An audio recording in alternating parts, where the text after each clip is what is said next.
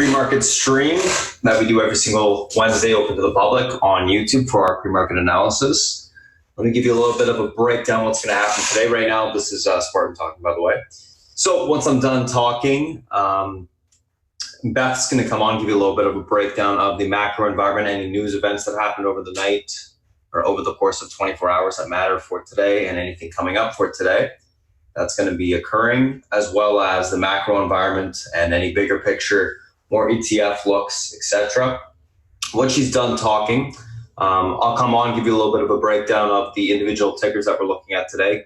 We'll go through them technically, as well as go through the news associated with the stocks that I'm looking at that are gapping up, gapping down, talk about those, build an action plan for them, and then we'll also go through the SPY and the Fang. Once I'm done that, South Beach will come on, give you a breakdown of the macro environment and any analyst calls he likes for the day. We'll come back, recap what we talked about in terms of the individual names that we looked at and all the technical levels, as well as the action plan, and we'll get ready for the open. So, without further ado, I'm going to pass over to Beth for now. And welcome, and thanks for checking us out. Beth, if you're ready, it's all yours. Indeed, sir. Thank you so much. Good morning, good afternoon, and good evening, friends. Once again, welcome to our pre-market that we are sharing with you guys today. Interesting stuff to be talking about on the overnight as well as today. Once again, I am just gobsmacked by this API number every single week. It just is it's a random walk. This is a huge draw that we saw. Oil's already spiked a little bit, and we see a little bit of continuation, but we're going to go into a little bit more of a deep dive in terms of what I think is going to happen in that sector. We do have some data coming out, PPI, and U.S. crude oil inventories. And there's also an auction that's going to happen. All eyes are going to also be on tonight, the Chinese trade balance. What's going on with that? China did come out with a list of exemptions, and sadly, it did not help out the agricultural exports. And then they signed a very large contract with Argentina for their soybean meal. All right. So you can see the ebbs and flows of a trade war, what's happening here. It's really hard to get a good handle on Chinese exports, imports. And to me, I think the biggest storyline for China right now is their imports, consumers. Chinese consumers just aren't playing. And that is the most important thing. And that's why we continue to see China doing a full bore quantitative easing, throwing everything at it in terms of helping the consumer, in terms of bank regulations. And we're going to continue to see them doing this as long as it takes until the consumer, the Chinese consumer starts to come back and starts to spend. There's a lot of uncertainty. And, like I say, it's really hard to get a handle on their imports, exports. But my contention has been and continues to be that it is all about the side deals that the Chinese are doing to basically offset the impact of the trade war with the U.S. on the export side. And that's the Belt and Road Initiative, and I continue to talk about this. I think eventually there's enough tailwind that's going to happen. They just opened up their markets even more so for investors. We're going to continue to see Chinese names get stronger and stronger as this gets into the effect, the offsets of the trade war with the U.S. A nice website, guys, if you look at this AEI, it gives you the data in terms of contracts and investments. And you can see that in Europe as a whole, what's going to happen is we're going to see, and this is the Belt and Road Initiative, guys. This has been in effect for basically 5 years. This is his baby, and this is what they're doing. The expansion into Africa, we know about that, and the expansion into South America, all of this with the idea and the foresight to basically offset their dependence in terms of trade with the U.S. All right, that will continue to happen, and you'll continue to see, like with China and Iran with oil, there's going to be tons of side deals that are going to happen, and that's what they're busy doing. And once they get to the level where the impact of the U.S. is not as dramatic as it is right now with this trade war, you know what's going to happen. Right? You just know what's going to happen. Here's a Chinese newspaper. This is run heavily run by the government. What they're talking about, and not much talking about right now in terms of on the trade side. And we're going to talk a little bit of what's going on with Hong Kong, with the UK, as well with the stock exchange. Actually came out of nowhere, putting a bid in for the London Stock Exchange Group. So we'll talk a little bit about that as well. There's nothing really going on here.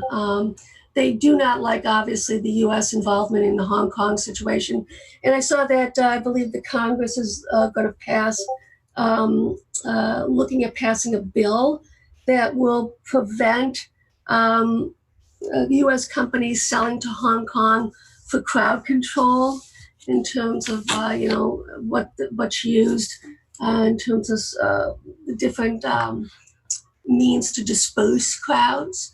So it's going to be interesting. All right. Here, the China's trade with U.S. shrinks, undercutting Washington's leverage. I love reading these newspapers, guys, in the morning because it gives me a sense of where their mindset is. And as you can imagine, this is what they're going to continue to play, is China's lowering their dependence on the U.S. side. Therefore, it's not going to be as impactful down the road, the U.S. trade. Let's take a look at the not as heavily run South China Morning Post, what they're talking about. And obviously, the top article is the bid for this London Stock Exchange. The Hong Kong Exchange already owns the precious metals for the London Exchange. So fascinating what's going on here. There's a symbiotic relationship between Hong Kong and the UK, guys.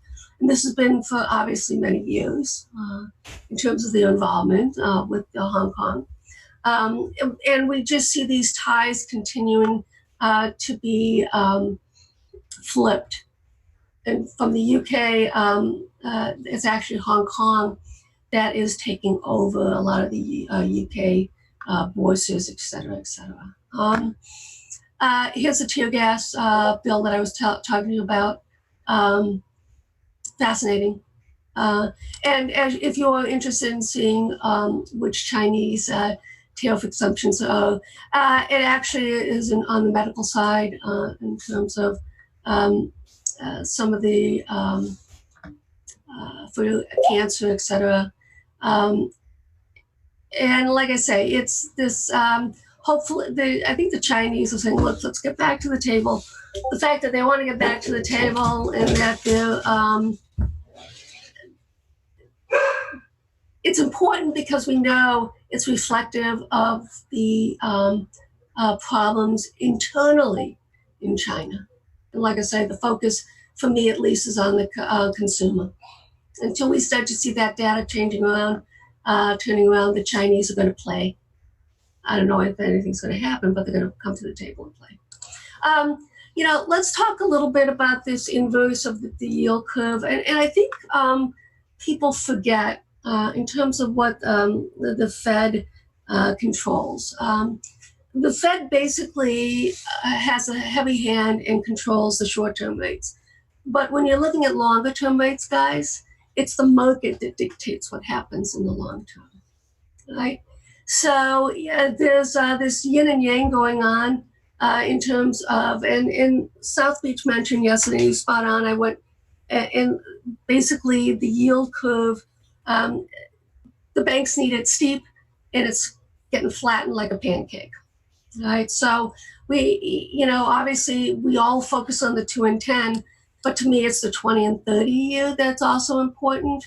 And we know for a fact, just by what's going on with the 20-year, because of the TLT, that it continues to come, there's no slope. It's coming down and down and down. Right.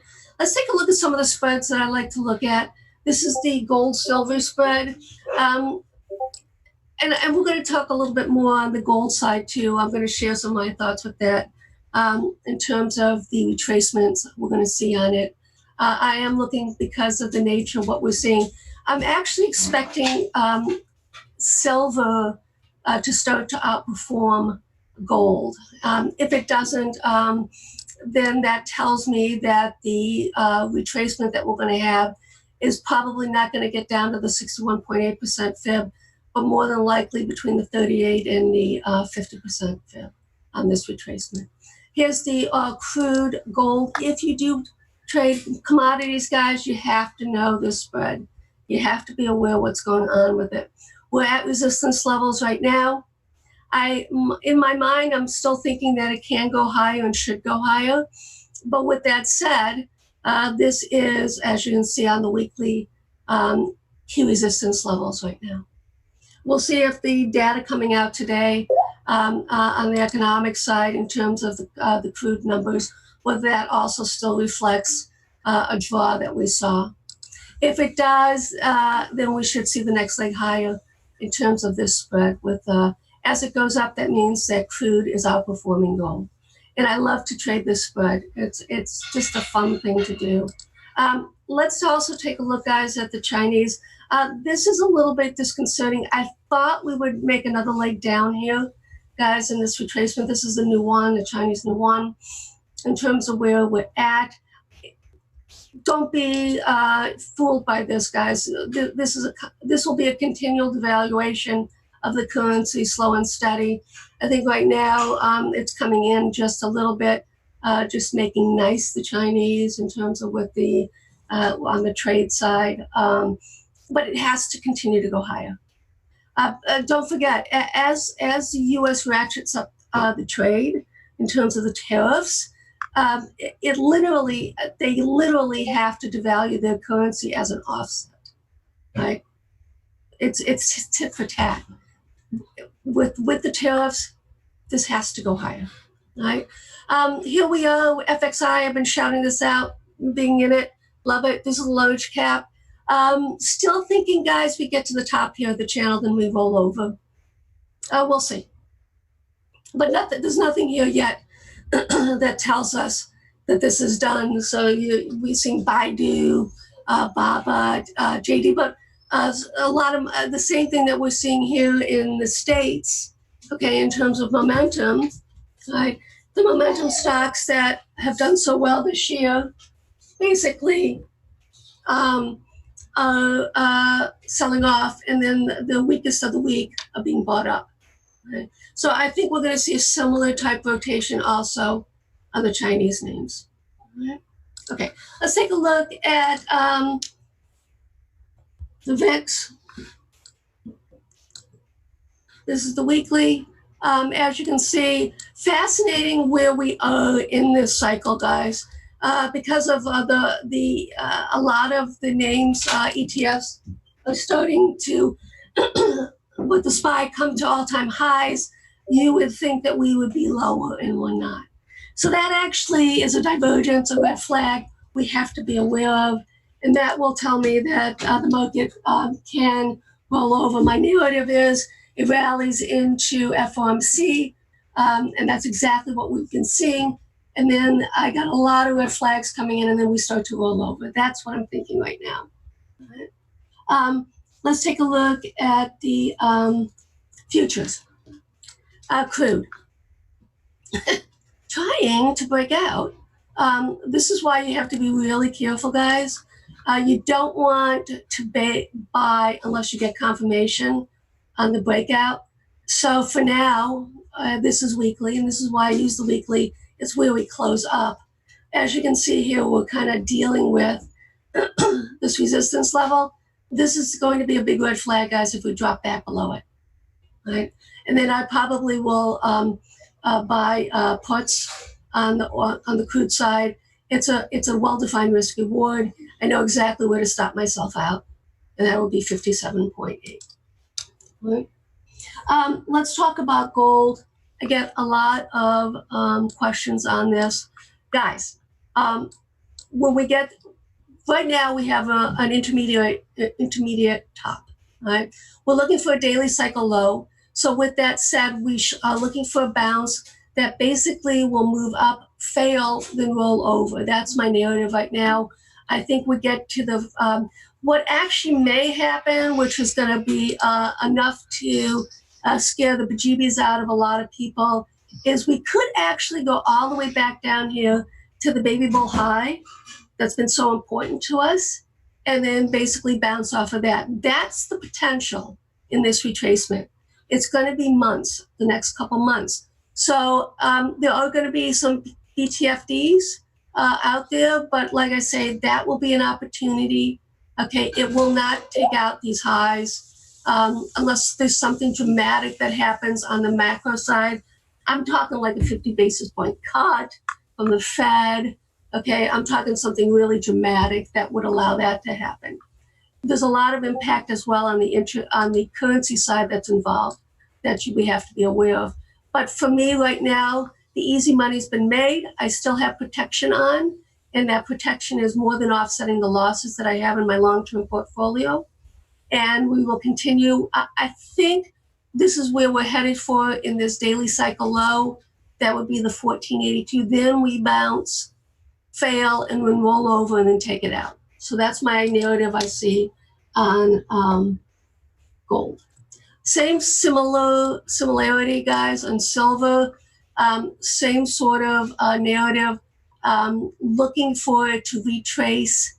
I am expecting silver to hold up better, though, just because it's not aggressively traded in terms as well as gold is. There are some late bloomers that came into it. This was the parabolic move we talked about. Nailed it, came back down, had a beautiful topping tail. Okay, now we're basically backfilling. Same thing, I have strangle on, and the silver puts are more than offsetting the calls right now. All right, let's take a peek on the future side in terms of the E-mini. As you can see, Spartan's been spot on with this. I as well have been very bullish on this for the past few weeks. It's been working very well for the room. Spartan's just nailing it with his momentum trades, finding us. Where are we? We basically right here, 29.88. Okay, we need to take that out. It's last week's high. Take it out and hold it right now. All right, for the next leg. Let's take a look at the NASDAQ. And once again, Southbridge and I are adamant. We got a double top in place. This is extremely huge negative red flag, guys. This is the sector that we want. We want the semis to be the leader, not the laggard. And it's telling me that we may be done with this rally. I still think we can have a couple more days in it into FOMC, but on a risk-reward basis, we have to be really careful right now, guys. Like I say, from finally the beaten up, abused small caps have found some glory in this rally. And this is kind of what we're seeing on the momentum side with the high flyers for many, many months. Don't forget that there are huge spreads on the small cap side leveraged against the longs that they're seeing. And that's why I think we're seeing such a robust retracement in some of these names that for months have been rallying, is because of the leverage that's been going on. These spreads are massive in terms of being short the small caps. The unwind, I think, is what we're seeing and should continue. All right. Is that a positive for the market? Not really. It just basically is a sector that's basically being squeezed. And eventually, look, I mean, let's be honest here. Where are we with the small caps? This is where we were. This is where we've been mired. Now, this does have a tendency, guys, to move into year end. Okay, so just be aware of that as a rally, all right? So this actually could continue to move higher, and the small caps could continue to outperform for the next few months. Let's take a look at the semis. Okay, as you can see, this is what we want to see, but it has to do better. It has to really close above last week's high, guys. It's really important. And this is why I look at the weeklies, because right now we got a double top. Until it breaks and holds above, it's a double top. So this is something we have to be aware of. And we're looking for signs of failure. All right. Let's take a look at the XLV. Guys, I didn't realize that there was a trigger that's happened under the Affordable Care Act. And it looks like the health insurers, the healthcare sector, they're going to have to pay $743 million, okay, to the consumers because they didn't spend enough. It's some sort of lever in the Affordable Care Act. So that could explain some of the softness we've been seeing in terms of the healthcare as well, the sector. Let's see what happens. Once again, guys, last week's high is so important. If we don't take it out, then we're talking about double tops across the board, okay? And that's going to be, and that would actually fit into my narrative for next week that we roll over and started a short-term decline in the market retracement, right? XLF, hey, it's not worried about last week. It's just doing its thing. And we'll see, once again, guys, it's going to be a function of where we close on the weekly, but this obviously has caught a lot of people on the short side, right? Let's quickly go to the XLK, and then my time will be up, and I shall pass it on to Spartan. Once again, XLK. It has been the leader in the December low. It's been a leader in the June low. Let's see what happens here. Again, double top. All right. So this week's close is going to be really important, and where we open on Monday. We have to get some headway here to pop these tops. If not, guys, double top. Look what happens. We got a double top. All right. So that's all I can really impress upon you right now is looking at the weeklies, that in the bigger picture, okay, we have some double tops setting up. Transports, love, love, love it. FedEx, we've been riding this little bad boy as a catch-up type trade. I still like it. FedEx and UPS are the number 2, 1 and 2 holdings in the IYT. Really exciting, but bigger picture, right? Transports, small caps have been the poster children, okay, for this this year on the downside. And now we're seeing a reversal of that. Okay, my friends, I am going to pass it on to my friend Spartan. Once again, welcome. I hope you enjoy. And we'll go from there. My friend, are you ready? Hey, Beth, can you give me about 30 seconds? I'm just going to set up something. I'll give you a little bit more than 30 seconds. Sure. Amazon hit the antitrust list. Fang is not the place to be here, guys. And a lot of people asking, well, why am I not shouting out Amazon, etc.? Well, it's really not. It's not where we want to be. That's not where the money's flowing, okay? And right now, it's all about momentum and technicals. And we have the I think, probably the top technician globally guiding us in Spartan. And I just follow what he's seeing on the breakouts and breakdowns. I don't care. I'm just going to follow it. All right? Are you ready now, sir? Let's get Right. Perfect. Thank you, Beth. Oh, you are? Okay. Cheers, guys. All right, guys. Morning again. Let's take a look at kind of what we got going on this morning. Let me just pop up the screen share here. There it is. All right. So a couple of different things that we're looking at today. Pre-market tickers on watch. This is the Discord chat that we use to track everything. Basically, pre-market section that we got here. We always build the action plan, chart the charts out, post everything in the morning so that there's a clear cut and dry plan as well as everything's prepared. So things that we're looking at today, a couple different things. Yuma, Love, ZS, Play, RH, Roku.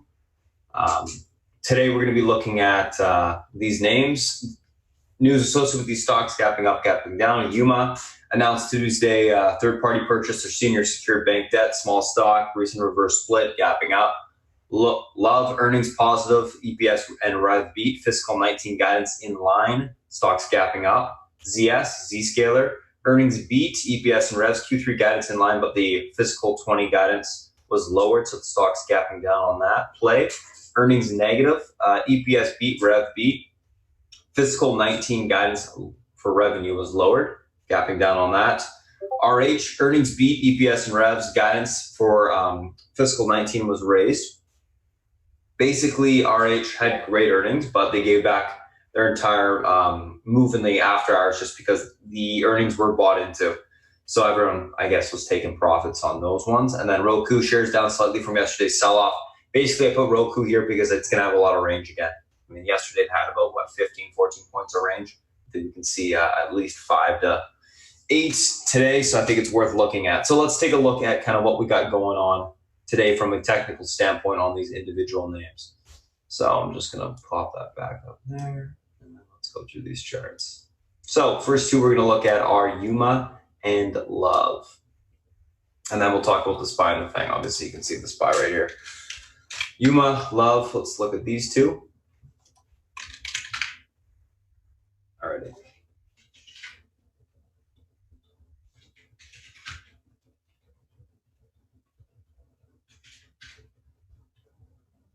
So, Yuma. Stocks gapping up on that news. Hit about 460 in the pre-market. Let's take a look at where we got room to right now. Kind of a messy chart. Obviously, you can see pop drops all the time. I'm just going to quickly do this.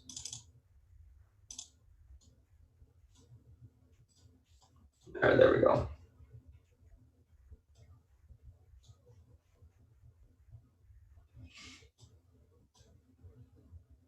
Alrighty, so 414, 491. Oh, my synchronization on, good.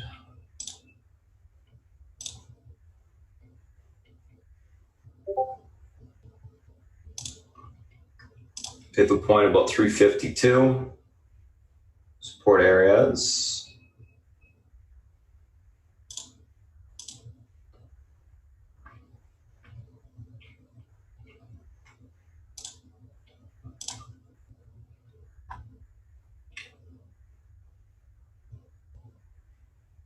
And that should be about right. Let's go back just a little bit.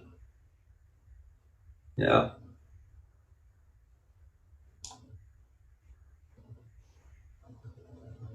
That's going to be changed up there. Alrighty. Yeah, we'll leave it there. Okay, so a couple different levels that we're looking at today. Let's take a look at the intraday chart real quick.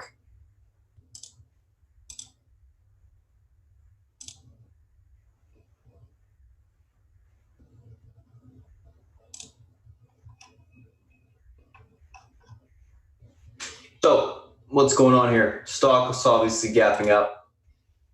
Low float stock. Pivot point on the upside is going to be right here. This 352 area. This level breaks, we should have room back towards 414. That gets taken out, we can get into the 5s. Unable to get through that level, 352, look for a pullback into the 257 to the 216 level today. Stock will be done running if it does fail to break through that pivot point and sell off to the downside. In the pre-market right now, watch for the flag break for continuation of the upside. Stock does typically sell off after it runs up. So if that's the case, we can expect similar action. Leaning bullish on the name, going to be looking for a pop this morning, push to the upside. It does take out that pre-market high. I think we will get towards that $5 level, but we'll be looking for topping after that. Take the stock short. Don't think it's going to run all day. We'll see how much momentum it does get, but just from what I'm seeing, I don't think it will happen. So we'll see. That's Yuma. Let's take a look at the next one, which is going to be Love. Stock's gapping up on the earnings. Basically, the earnings were okay. The best thing about the earnings was realistically just the EPS and revs reported. this quarter, which realistically I don't really trade on, but okay. Let's take a look at the chart here, which is awesome off the bottom. I mean, this is a fantastic reversal chart, as we can see. Tons of room. Broke the 50 EMA to the upside. Love these types of charts. Where's it got room to? So we got a little bit of resistance at 22.49. That level breaks. We got room towards 24.34. This is going to act as the pivot point to the upside. Actually, you know what? The 50 EMA will act as the pivot point. That makes a lot more sense. Support. Yeah, obviously, then the next support would be around the gap fill area. Let's take a look at the daily a little bit further back. See if everything lines up. Yes, yes. We can move this one up a little bit.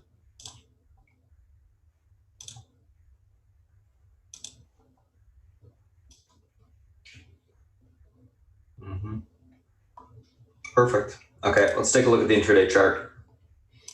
I love these types of charts. I keep saying that because it's a fantastic reversal off the lows on earnings. 21.24 pivot point. If this level is unable to hold, we look for a pullback towards 1974 to the 1821 level, then basing there to take the stock long. If it is able to hold up, look for a break at 22.50 to the upside. If that level is taken out, we should have room towards that 24. I don't think we're going to be able to see it. Nope. We'll have room towards that 24.34 level to the upside. So we can see some nice continuation there. Let me do this. Let me see if I can actually give us a little bit more room. Top margin, let's go 25. There you go. No, still can't see it, but 24.34 will be the next level to the upside there. So that's what I'll be looking for at that point. There you go. You can see this one now. Label it for you. Overall on Love, leaning bullish, going to be looking for a continuation to the upside. It's got a lot of room. Love the daily. It's turning up.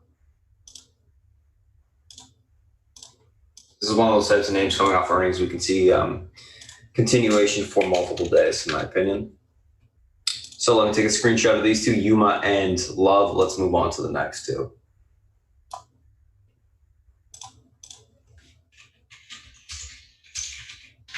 So Yuma and Love, let's take a look at the next two, which are ZS and Play. Both of them coming off of earnings. ZS down and Play down.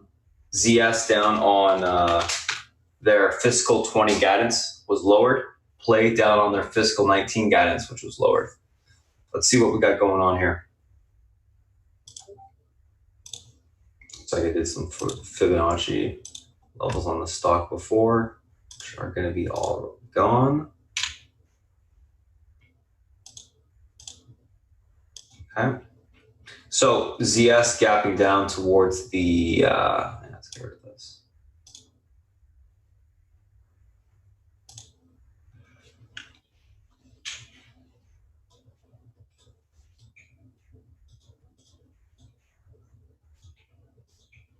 Okay, that's better. ZS gapping down towards that $50 level. Basically, it's at $49.56 in the pre-market right now. Let's see where we got room to. So $49.29. Pretty much filled the entire gap right here. Well, no, didn't pretty much, it did.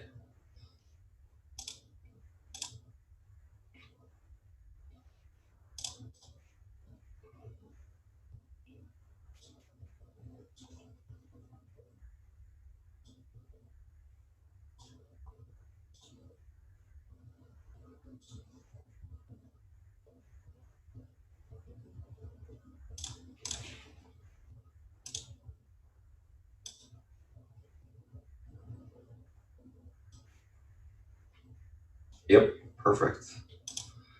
Okay, so a couple different levels we're looking at today on the stock. Obviously, the 49.27 level, that's your pivot point to the downside today. If this level is unable to hold, we'll see room towards 46.53. If that breaks, we'll see 44 on the downside. I'm going to do this. We can actually see what that is. There you go. See 44.35 under that level. So pivot unable to hold, we look for continuation lower towards 46.53 to 44.35 on the downside. If we're able to hold a pivot, we can look for a bounce back towards that gap fill area. So 51.48 resistance. If we break back above that, we're back into the gap, and the fill the gap is back at 55.44. That would be the next resistance. So 49.27 is a big level. Gap filled. We'll see if it holds up this morning. I'm leaning bearish on the stock. I will be looking for a little bit of a bounce topping, break back below this area, and continuation to the downside. I think the chart looks ugly. It's got momentum to the downside, and this is kind of helping that momentum. So that's what I'll be looking for there. Let's look at play. So Dave & Buster's stock sold off to 36.48 this morning. Obviously, you can see that there's some support down here. Be aware of 37.21 area.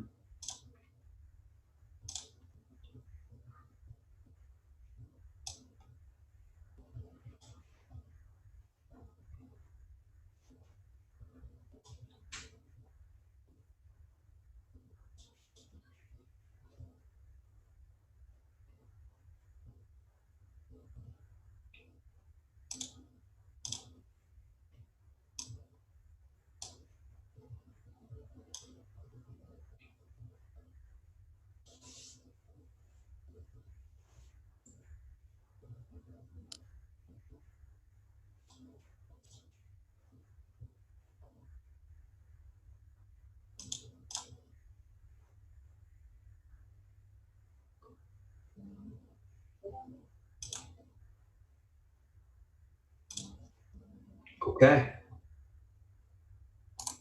Do this so I can see the back, bottom side as well. There you go. Better.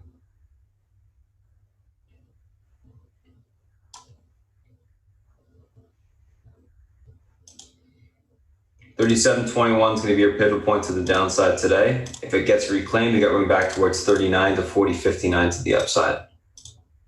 I'm just going to do this. Get rid of some levels here so that looks cleaner.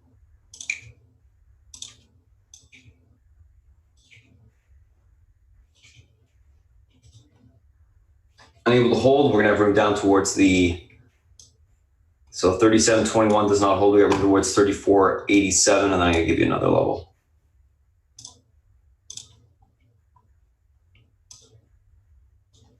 $33.14, okay. Oh crap, did I delete these levels? I did too.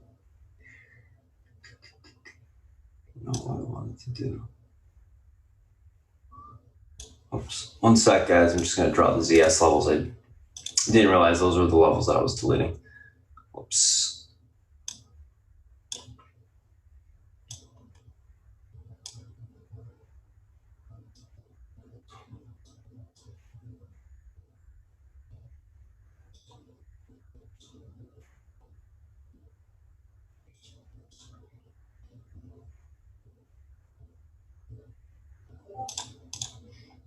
Yeah, there you go. Okay, they're back up.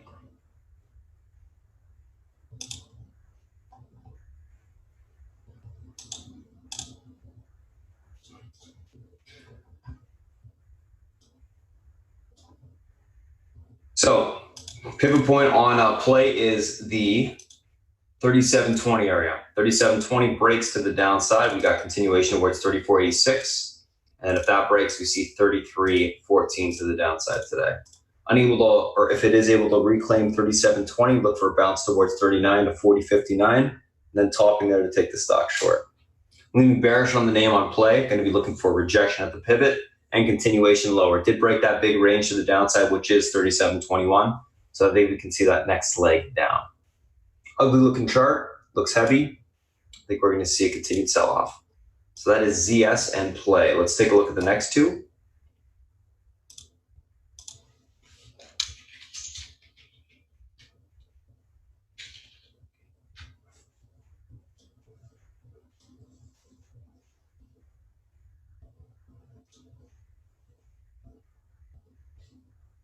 Which are RH and Roku.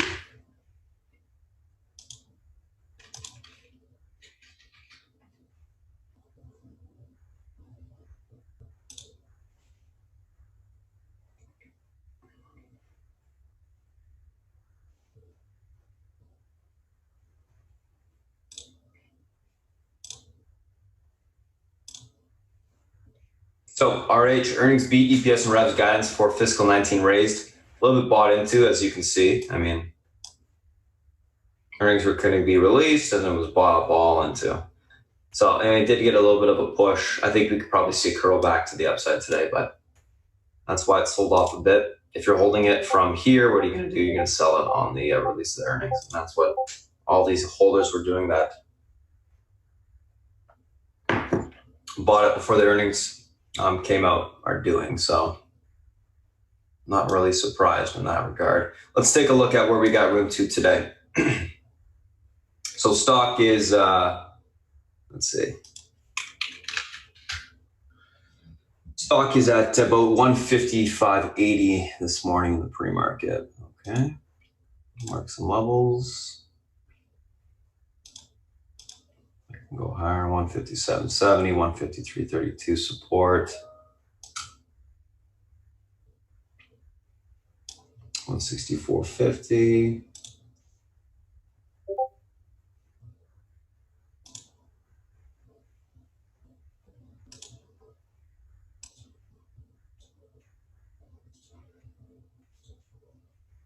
All right, let's just take a look at the intraday chart real quick.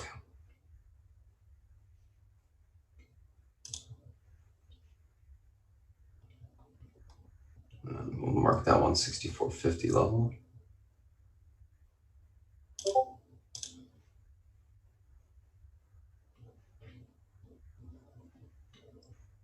What, 62.10? Okay, correct. There you go.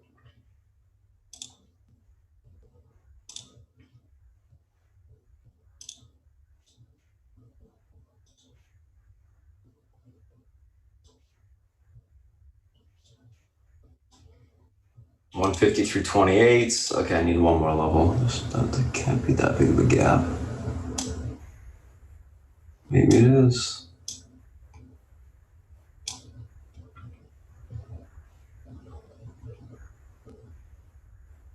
No.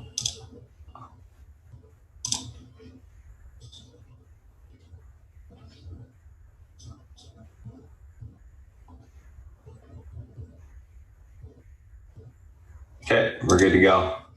Let's take a look at this chart now.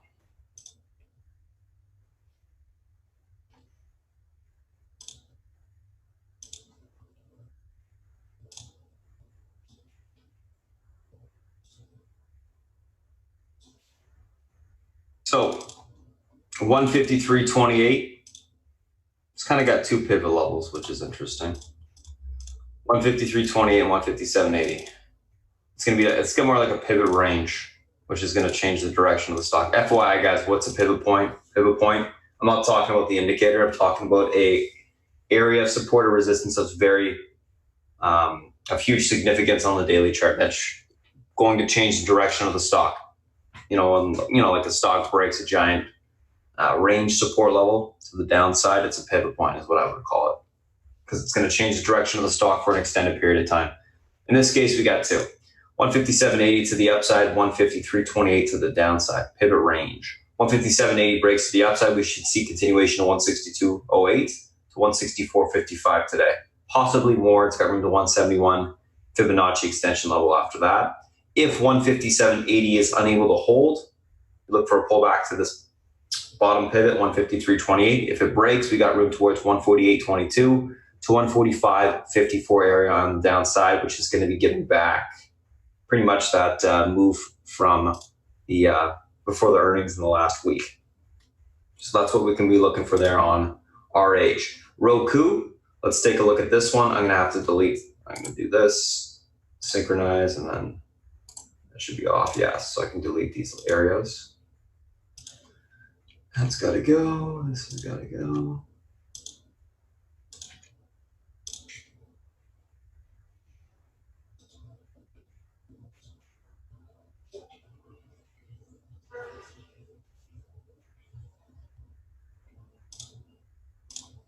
All right.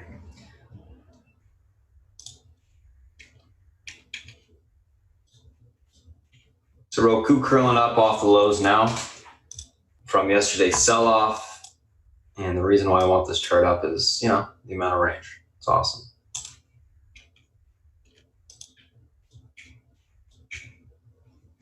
Let's take a look at kind of where we got room to today on the stock.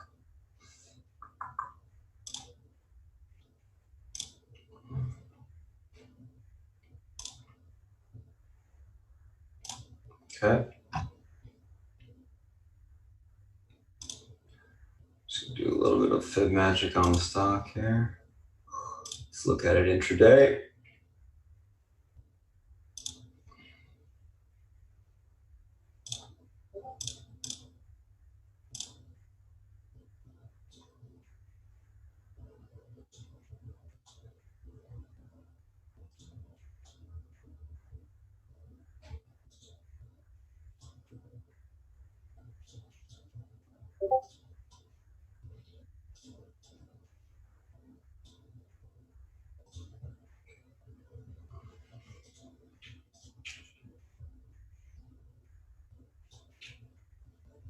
Done.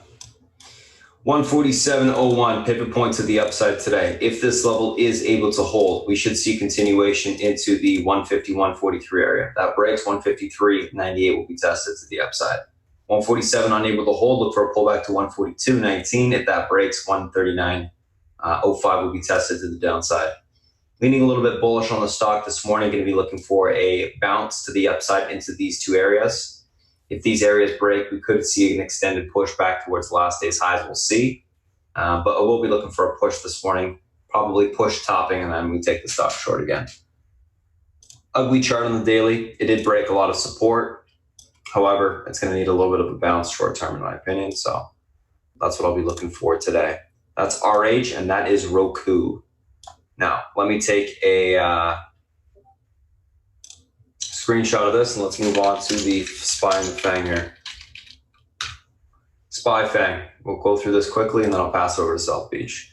So let me save that chart, actually. Let me save this.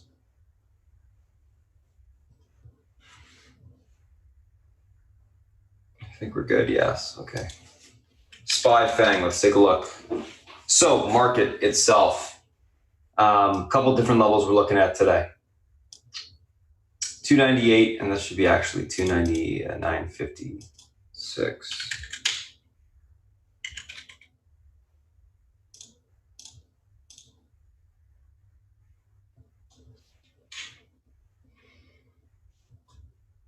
So pivot point on the upside is going to be 298.44. If this level holds, we should see continuation towards the 299.56 level. That breaks, we see 340 tested to the upside. 298.45 unable to hold, we look for a pullback to 297.13. If that level breaks, then we see continuation lower towards that 296 level on the downside. Overall on the market, I am leaning bullish. If you look at the market on the hourly chart, which I'm going to show you right now, you're going to notice one thing, that the market did pull into the bottom end of the channel. Let me draw it for you so you can see it. Actually, I'll just draw the entire channel.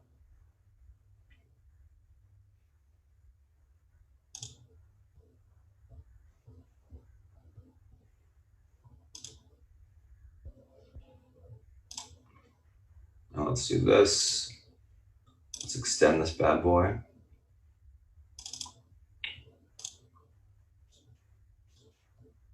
And let's go like this. Oops.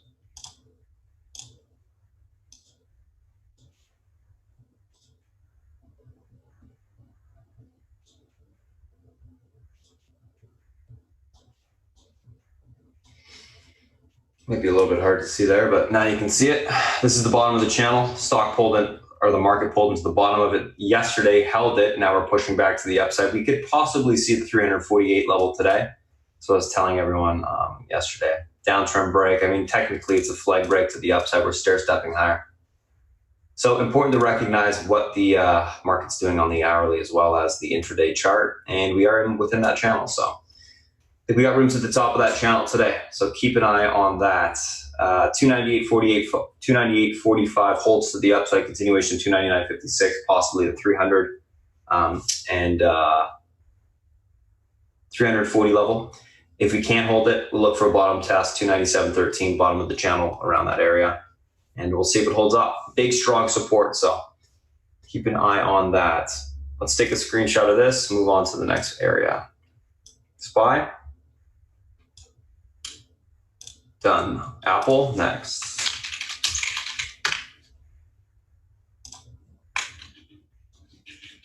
Apple, what's going on here? So Apple, 217.80 pivot, or not pivot, resistance to the upside today. This level breaks, we got room for continuation into the 220 area. Unable to get through 217.80, we look for a pullback towards 214.88 to the downside. Overall on Apple, as long as it holds the EMA support intraday, I'm leaning bullish, so I'm looking for continuation through this 217.80 level towards the 220s. They're coming off that Apple event yesterday, which nothing huge, but I think it was some positives in there. Apple, Amazon, mainly the subscription-based thing for their Apple TV, as well as that kind of arcade thing. Anywho, 1806, I should say, on Amazon, pivot to the upside today. Level holds, we got room back towards 1824. That breaks, 1836 will be tested. Unable to hold 1806, look for a pullback to 1796 to the 1786 level of support for basing to go long.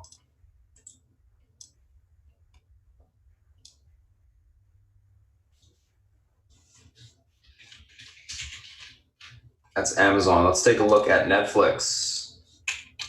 And guys, if you're new to the chat, first day in here on the Discord side, on the Zoom chat, I'm going to be posting the Discord link at the end of the Zoom stream.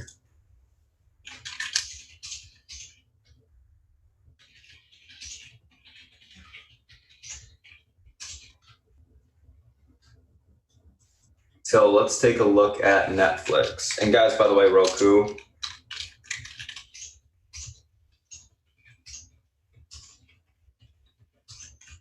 Got room higher towards that 150, 143 level. Okay, Netflix. Let's see what we got going on here.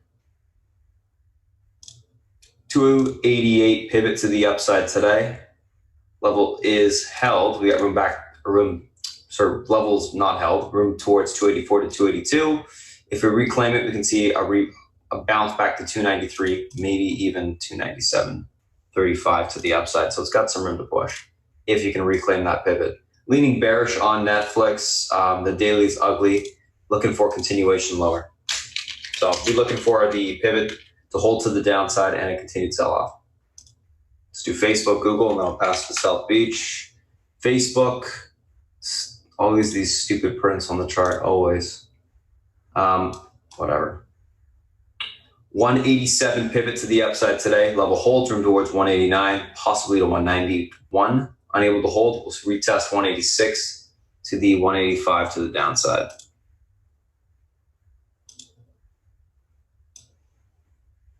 Little pop on play off lows as well. Back above the pivot. With keeping an eye on there. Zscaler continuing to sell off. Should have room down. Google, 1200 pivot. Holds, room towards 1220. Unable to hold, room towards 1181 on the downside. Google has been range bound for the better half of 3 months.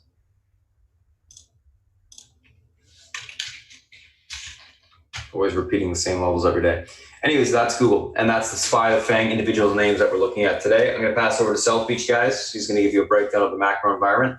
Any analyst calls he likes for the day, we'll come back on once he's done, recap what we talked about, and go from there. South Beach, if you're ready, it's all yours. Good morning, everyone. Happy Wednesday. I would be remiss if I didn't reflect upon today being 9/11, a date that will be in most of our minds forever, and how lucky we are to live in this country. We're all very fortunate, in my opinion. All right, let's look at what the market has in store for us today. Okay, looking at the bond market, it's up a tinge. Okay, meaning yields are slightly higher. This inversion is slowly working its way out, but that doesn't change the fact that the yield curve is flat as a pancake, okay? And yields are higher kind of sort of across the board, but in a meaningless kind of way, inching up, okay? You got the China thing out there, you got bonds. So the way I look at this whole thing is this is a game of chess, okay, that Trump is playing with the Chinese and the Fed to get his way. What would be his way? His way would be for everybody to move everything out of China. That's what he wants, okay? And if the Fed cooperates and lowers rates, he can be more pressing in his desires. Why? Because the chances of a recession go down. And he knows that if there's a recession, when the next election takes place, his odds of winning are less. So he's pushing the Fed to lower rates. But the fact of the matter is that rates have been inching higher, okay? And I'd be shocked if they lowered rates by anything more than a quarter. In fact, based on the verbiage that the Fed governors had the last time they were on TV, in the conference out west, I keep forgetting where it was, whatever, in the mountains somewhere. And they were pretty much hesitant to lower rates at all, okay? So I think if he got a quarter of a point, he'd be lucky. I think a half a point is completely off the table. And that's the game that's being played, right? The longer that this game goes on, the more companies are going to move their supply chain out of China. And once you move the supply chain out of China, it's not going back. Why does he want this so badly? Because China is the only country that really is in any way threat to U.S. global financial dominance. And so he wants to keep them squashed as long as possible. That's how I see it. Okay, so there you go. All this rhetoric boiled down to a chess game, and that's what we're seeing every day. All right. Today, Hong Kong Stock Exchange made a bid for LSE. Based on the fact that Hong Kong is pretty much owned by China, I think LSE would be crazy to sell to them, but that's not for me to say. All right. Other news that I think it was important. Godspeed on the chat mentioned that California lawmakers passed something regarding treating employees as, I'm looking for it exactly so I don't screw this up, to treat contract workers as employees. That would raise their costs by 30%. I've always told you guys, my opinion is things starting in California, on the West Coast, spread on the West Coast, go to the East Coast, and go to the middle. If this were to happen, companies like Uber and Lyft, they would have a real problem going forward, okay? All these places that have contract workers, and that doesn't, the FedExes of the world who have all these people delivering packages who are not part of their employee base.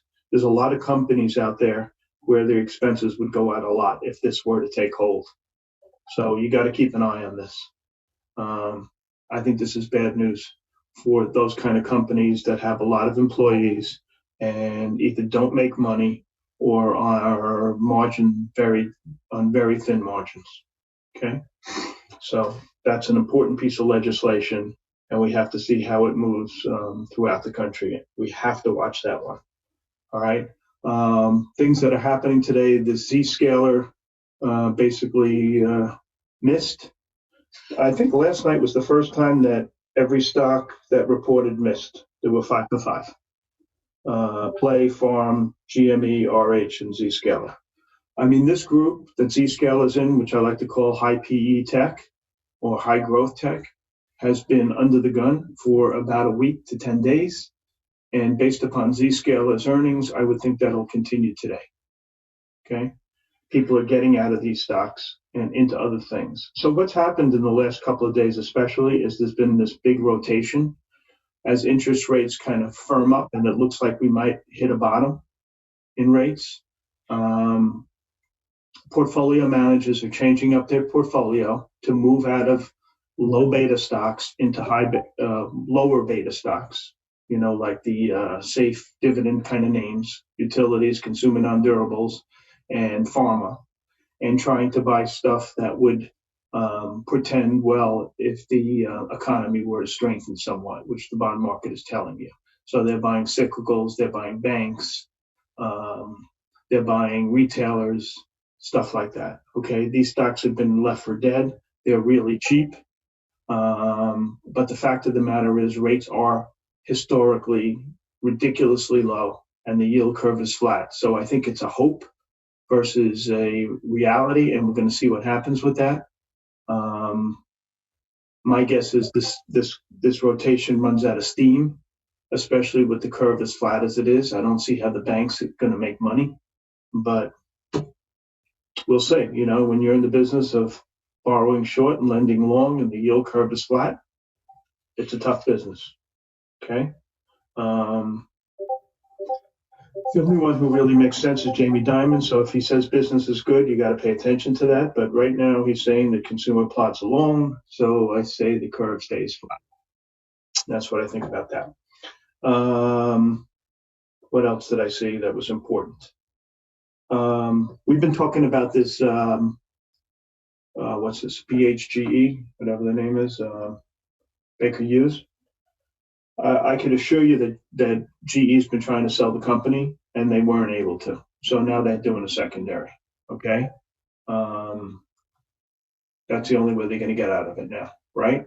So they're doing, I think it's coming tonight, 105 million shares. Stock should be under pressure today. GE will sell this at any price. So my guess is the stock can keep drifting lower all day. They just want out. Okay, 105 million shares. That's something significant, and it tells you the strength of the drilling business. No one wanted to buy this company. Okay, they had 51%. They could have done whatever they wanted, right? So they couldn't sell it. They have to. This is the best way out. All right. There's a few other secondaries. None of them really turn me on. I see Altis. Did they price that yet? We'll see. That's one I find interesting, and it was upgraded today by somebody. I've been in this stock. I was in it a bunch, and then I got out about, 4 months ago. I guess I should have kept it. IPOs. We got Smile Direct coming tonight. That's a big deal. 58 million shares. JP Morgan. Listen, this group has been in the crapper. All right, Henry Schein. Align, ALGN, that was the one that had really bad earnings. This company is does what Align does. The stock's down from 400 to 170. I mean, I'd almost rather compare the valuations when I get a moment and probably buy Align, but let's see what happens with that. But I'm not really keen on this group, even though they may be banging the table that it's great. The other one's CloudNet I have no feel for yet. The one I do like, for the third time this week, I've been telling you, is this 10 times genomics. And I have buddies involved in this thing, prior to the deal, and they are pretty high on it. So, interesting stock. It's kind of sort of like Illumina. If I had to find a stock that it's kind of most like. What else? Let's look at some of the research. One thing that I thought was interesting is SATS out of Raymond James. They reduced their target from 68 to 61. You can see this morning it's down $8. So it's really not down $8. It's down. So what happened was they sold the division to Dish, and they're spinning off the Dish shares to shareholders. So you're going to get like $8 and change of Dish stock. So Dish could be heavy. Based on 22 million shares of Dish, some people are going to be selling it. So I think that's interesting, and that should last a couple of days. All right. SATS, Raymond James, who I love, really likes this stock, and I think this is probably a decent entry point on SATS. Okay. On the long side, what else? A bunch of guys like Apple, high targets. They think things went well yesterday. Going forward, this is the last crappy year for the iPhone sales. When they put 5G in, everybody's going to upgrade. I kind of like the stock. I think the way to play it, though, is do some kind of options activity like buy stock and sell calls or sell puts or something along those lines, sell put spreads, because I don't think you're going to get a big move, but I think the stock has good premium in the options and there's stuff to do in that respect. So I like that. Let me just see one thing. Was Morgan the guy that upgraded LT's? No, it was Nomura. I apologize. Okay, so what else was interesting? Let's see. AA, neutral outperformed Credit Suisse. I'm long that stock. I like that group. That's the group I went into when interest rates kind of firmed up. So I have some of that. I have some FCX. I have some Cliff, stuff like that. I thought that was the safer way to play it, but it was, but I didn't get the pop like you got on the cyclicals. So I'm in that. What else? BHGE, someone likes that. Stifle, they're going to have to wait because the stock's going to be heavy until the deal's over with. 105 million shares is quite a bit. Let's see if there's anything else interesting. WH, Jeffries likes this, so do I. I think it's a good stock here. It's a good level. These stocks have been kind of crummy since this whole China thing started. Maybe because business travel's down. But I think that if there is a deal, this group will be a big beneficiary. So that's, the Marriotts, the Wyndhams, the Hiltons. Hilton was upgraded initiated with an outperform at Bernstein today. What else? Cisco, Evercore likes that. They like Sienna too. I don't like Evercore, so just reflecting on it. Micron, the lemmings are upgrading it now that it had a huge move. I don't know why they didn't wake up 15 points ago, but that's the way it goes. And that's that on that stock. CLAC, UBS likes that. They raised the target from 150 to 165. UBS semiconductors, I don't think they're too terrific. A couple of guys like RH. RH has been a humongous buyer of their own stock, so they probably have to wait. I'm not sure the rule here. I think it's either 24 or 48 hours before they start resuming buybacks. So I think it's 24.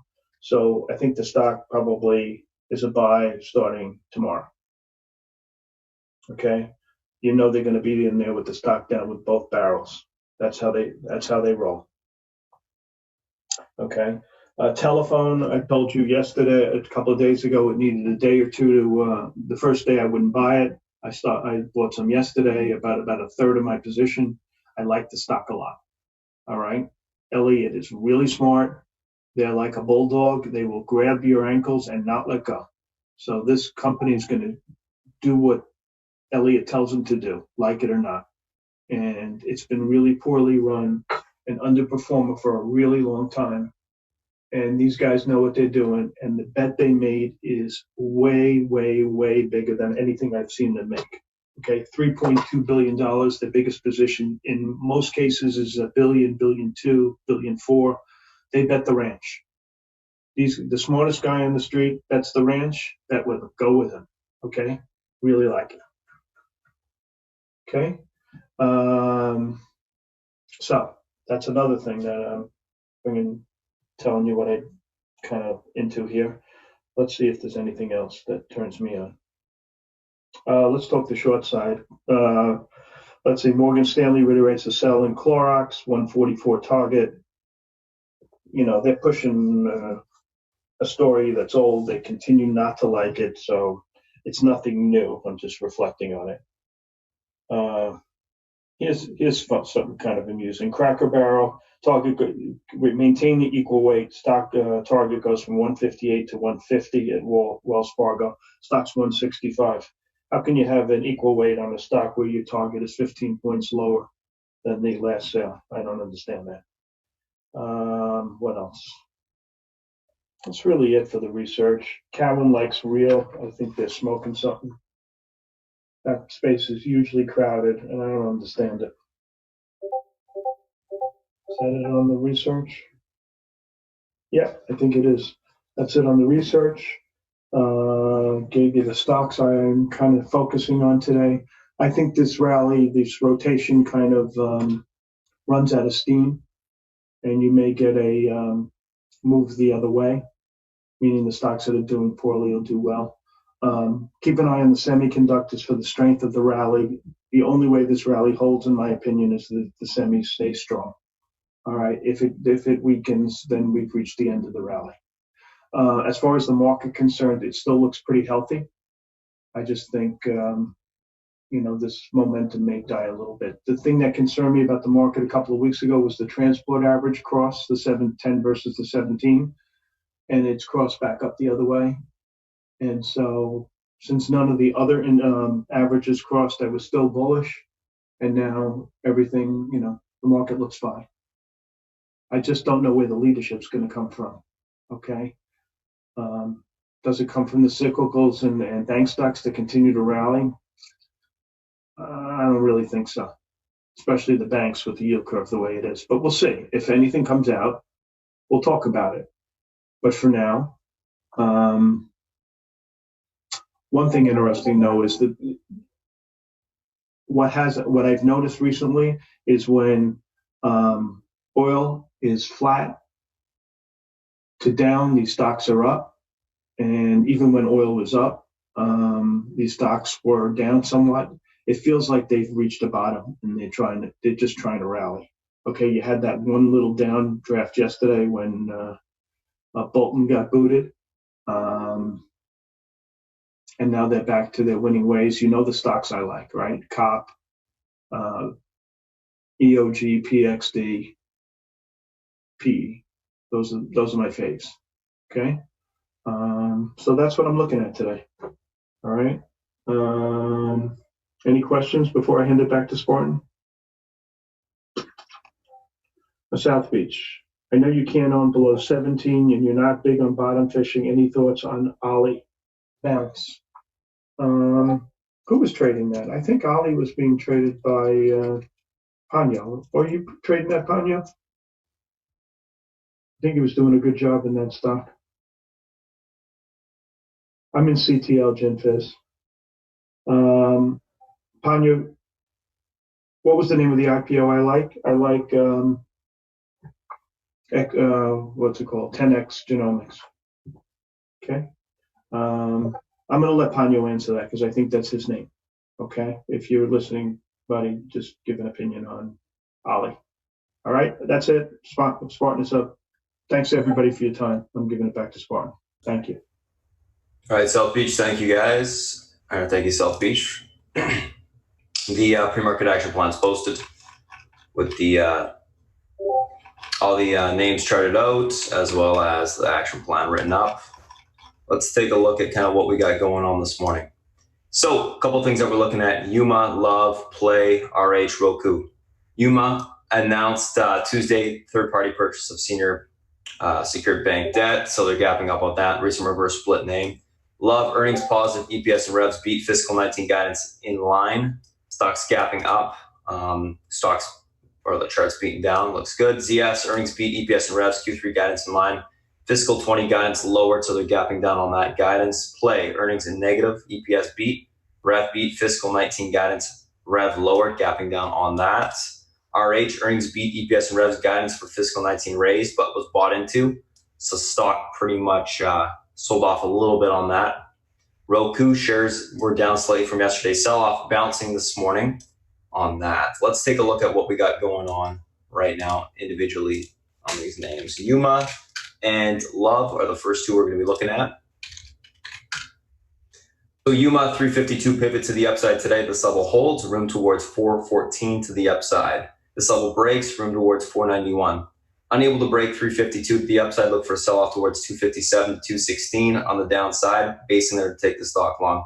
Leaning bullish this morning, we'll be looking for a pop to the pivot and then topping around these resistance levels to the upside. If it does break that pre-market high, I think it will be able to push towards that 491, maybe a little bit higher. So keep an eye on that. Typically, the stock does sell off after gut or any sort of PR, as we can see in the past. Pop drops all the time. Love to 21.24 pivot to the upside today. This is a 50 EMA on the daily. If this level holds, we should see continuation to 22.50. That breaks 24.38 resistance to the upside. Nice daily chart, reclaiming EMA support, downtrend broken, slowly coming up off the lows. We can see, I think, a extended push to the upside today if that pivot is able to hold. Unable to hold the pivot, 21.24, we look for a pullback to 19.74 support. That breaks. 18.21 will be tested. We'll fill the gap. At that point, we can look for basing there to take the stock long. Overall, leaning bullish on the name for now. ZS in play.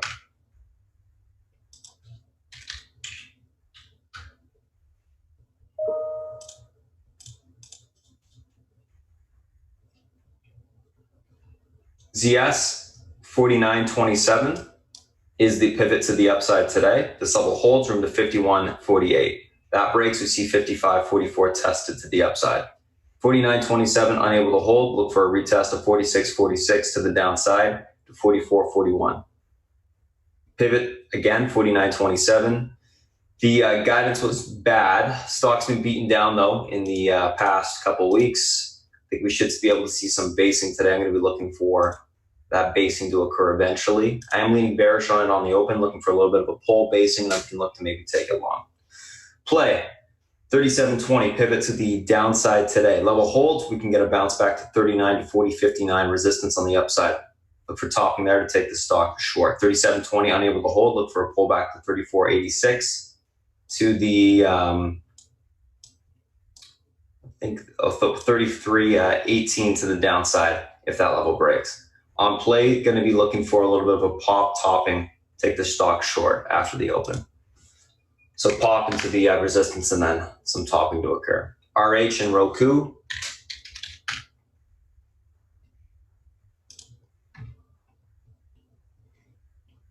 $157.80 pivot to the upside today. 162.08 to 164.55 will be tested after that. If we're unable to hold 153.28, look for a pullback to 148.22 to 145.54 to the downside and support there to be tested. Overall leaning bullish, going to be looking for continuation to the upside on RH today, but it has to break and hold above that 157.80 level.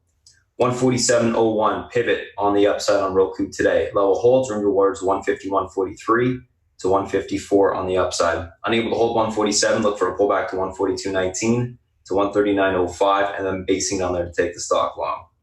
Overall on Roku, leaning bullish this morning, going to be looking for a cross of the pivot, continuation on the bounce a little bit higher today towards probably that 154 level, and we'll see if we get some topping at that area. Let's take a look at the next couple names we're going to be looking at today, which are SPY and the Fang.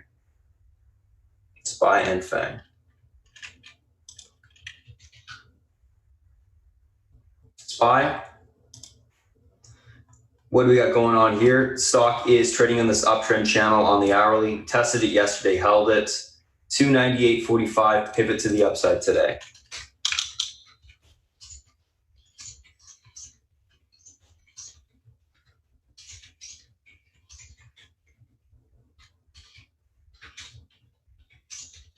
This level holds, room higher into the 299.56 resistance. Breaks, we see 355 on the upside today. Unable to hold the pivot, room lower into the 297.13 support.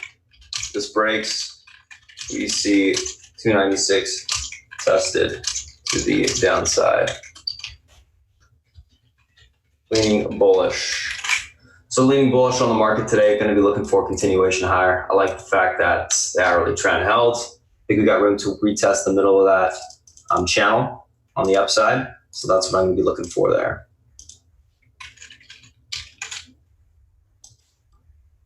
So let's take a look at Apple here.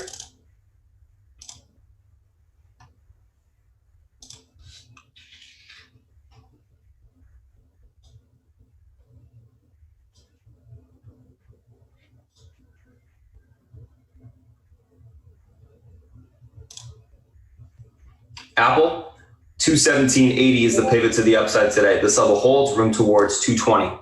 Unable to hold 217.80, look for a pullback towards 214.80 to the downside support. Leaning bullish on Apple, looking for continuation higher as long as EMA support holds. Bullish looking chart. Nice little breakout on the daily as well. And you can see, well, obviously the intra-flag range break, head and shoulder break as well right there from that level. It's got room to the upside on continuation. All those lines, by the way, guys, are my support resistance lines that I've just put in over the course of time. Okay, so that's Apple. Let's take a look at Amazon.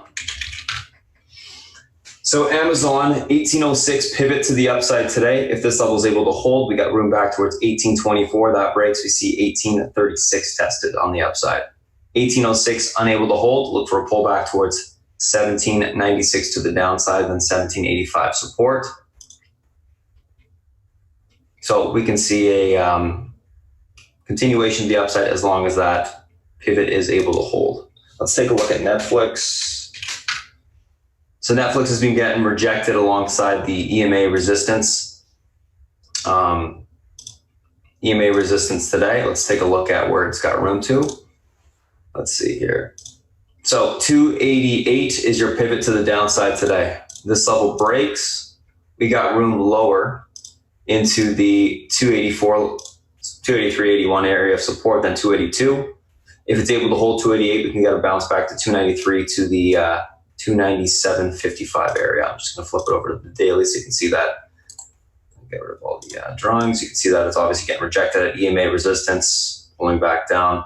Range break to the downside on the daily. If it gets back below that area, we'll see continuation on the daily lower. Let's take a look at Facebook. Facebook 187 is the pivot to the upside today. This level holds, room towards 189. If that breaks, we see 191 tested to the upside. 187 breaks, we got room towards 186 toward the 185 level to the downside. So we have some room lower if that is unable to hold. Last but not least, Google. Google, $1,200 is your pivot today. Level holds, room back to 1220. Unable to hold, we see 1181 tested to the downside. It's been range bound for quite some time. So we'll be watching that $1,200 level. I don't really think there's an intraday trade in Google. It's more of a longer term to medium term trade just because of the range that it's stuck within. You got to be very patient with it. So that's what we're looking at there. Let's take a look at any questions you guys got for this morning. Let's see here. We're going to shut down the YouTube stream real quick. Thanks, guys, for coming in, watching. I'm going to answer some of my members' questions before the open. If you guys have any questions for us, you can reach out at spartantrading.com or Twitter at Spartan Trading. Happy to help. All right, so questions, guys. Anything we got going on right now? Hey, Spartan, where do you think GME we can get back into this thing?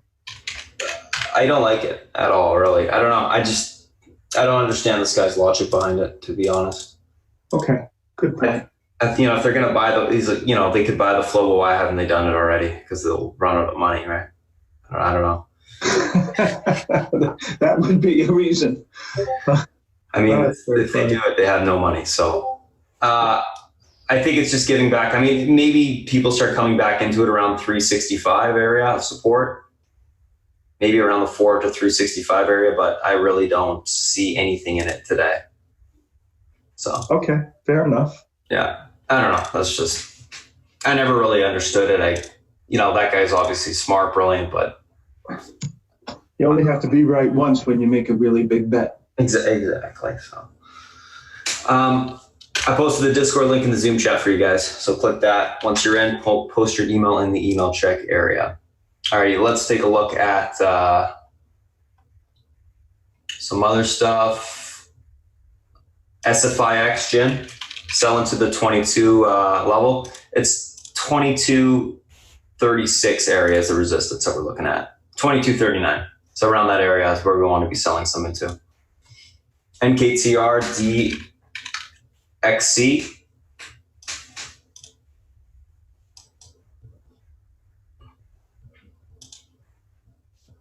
And KTR, let's see here.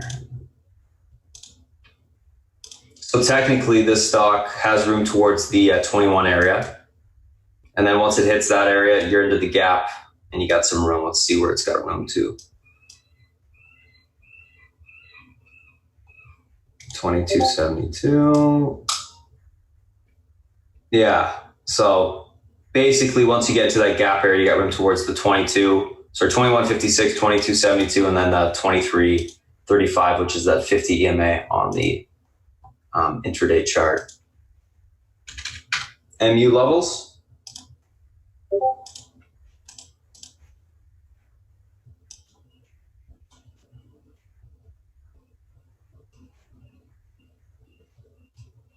See where the stock's at in the pre-market here. Okay, 50.15. I'll do this and then we'll talk about my favorites for today. 51.41, and then it's got room towards 52.54. So 51.41 would be the next area of resistance to the upside.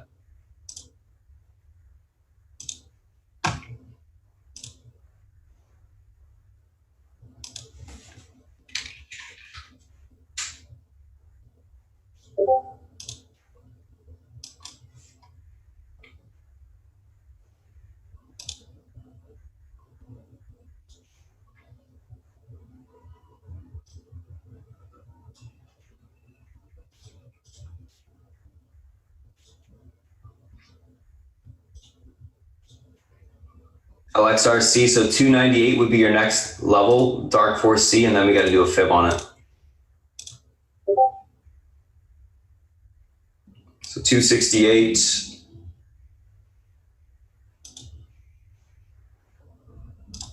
And then 289, 343.